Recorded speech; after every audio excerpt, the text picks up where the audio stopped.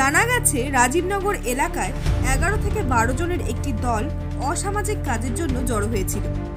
গোপন সূত্রে খবর পেয়ে প্রধাননগর থানার সাদা পোশাকের পুলিশ সেখানে অভিযান চালায়। পুলিশের অভিযানের আঁচ পেয়ে বেশ কিছু জন পালিয়ে যেতে সক্ষম হলেও 5 জনকে হাতে নাতে ধরে ফেলল পুলিশ।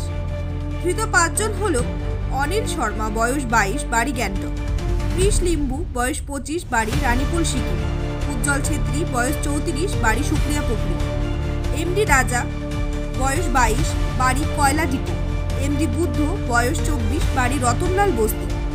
ধৃত 5 জনকেই আজ শিলিগুড়ি আদালতে পাঠানো হয়। পুরো ঘটনার তদন্ত শুরু করেছে প্রধাননগর থানার সাদা পোশাকের police. Bureau report, news up daily.